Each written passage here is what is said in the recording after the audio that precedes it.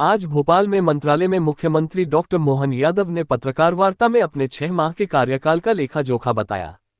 उन्होंने कहा कि 6 माह में 28% जीएसटी की वसूली बढ़ी, करीब 19,091 करोड़ रुपये का राजस्व आया, लाडली बहनाओं और लाडली बेटियों के खाते में राशियां डाली गई है। मुख्यमंत्री यादव ने ये भी कहा कि कोई भी योजनाएं बंद नहीं होगी।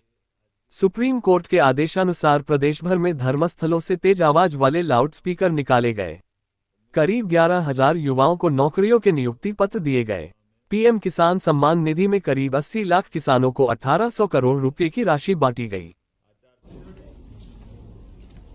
मुझे इस बात की प्रसन्नता है कि लगभग 6 माह हमारी सरकार के गठन के बाद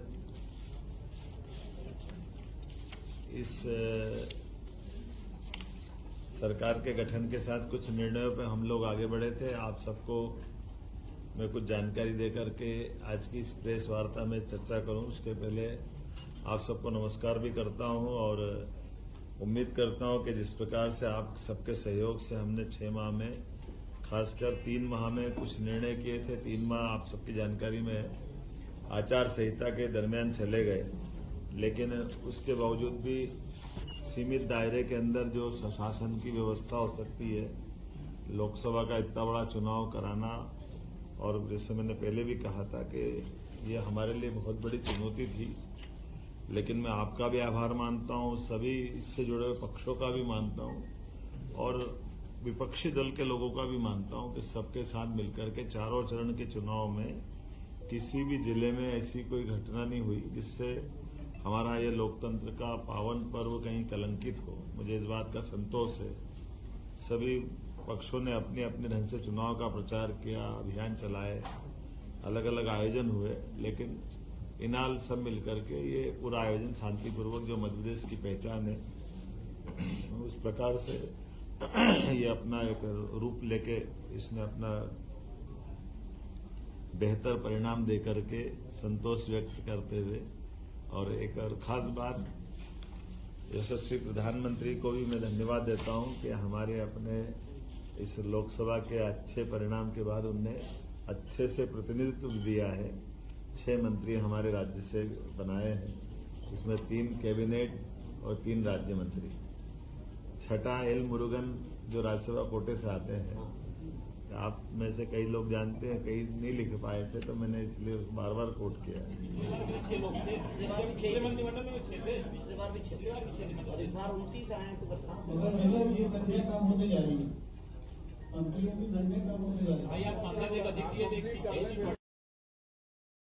फिर मिलेगा।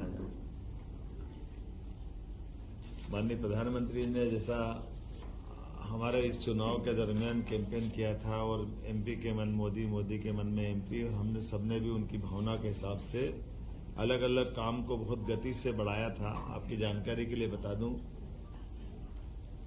केन बेतवा लिंक योजना के माध्यम से विश्व का पहला नदी जोड़ो अभियान अपने इस मध्य प्रदेश और यूपी की धरती से प्रारंभ होगा, और इसी में हमने 12,000 और 5,000 2 अलग अलग टेंडर इसके जारी भी कर दिए, और वो स्वीकृति की स्थिति में आ गए हैं। बड़ा बीच में फॉरेस्ट के लैंड का एक इशू था, जिसके कारण से ये उलझा हुआ प्रकरण था, लेकिन फॉरेस्ट को दूसरी लैंड उपलब्ध करा करके हमने इसका ये जो बीच का संकट है उसको बाहर करने का प्रयास किया है।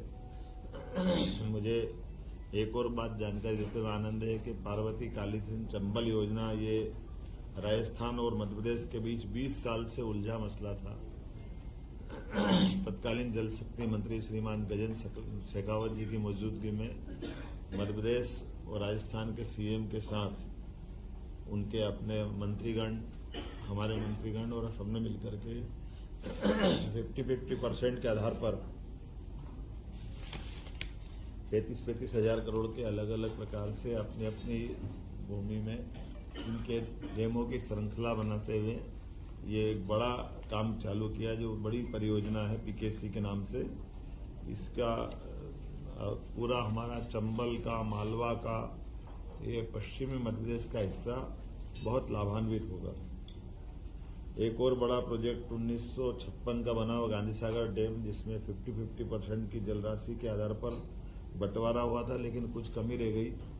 उसके लिए भी हमने इशू उठाए और इस पर बात कर रहे हैं कि भाई जमीन हमारी ज्यादा जा रही है और पानी का उपयोग हमको कम मिल रहा है।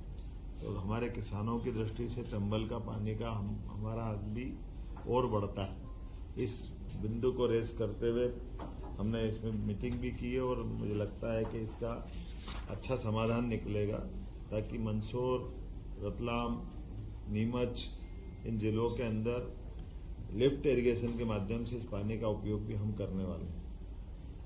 जैसे मैंने पहले बताया था, दोबारा बताऊंगा कि आस्था तहसील सीहोर जिले में लगभग 60,000 करोड़ का नया निवेश, औद्योगिक निवेश गेल इंडिया प्राइवेट लिमिटेड के माध्यम से बड़ा प्रोजेक्ट हमारा आया है, जिसके कारण से इथेन क्रैकर परियोजना के माध्यम से लगभग निर्माण अवधि में 15,000 और बाद की अवधि में लगभग 5,600 लोगों को रोजगार लंबे समय तक मिलेगा।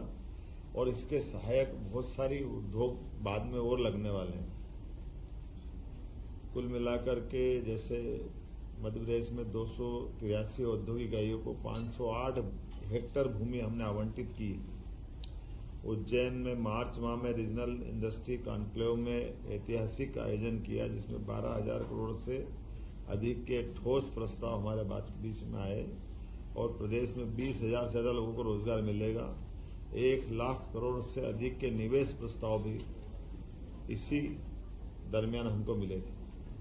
कॉन्क्लेव में अन्य देशों के निवेशक भी आए, लगभग 4,000 प्रतिनिधि आए और ये सिलसिला हम लगातार जारी रखने वाले हैं।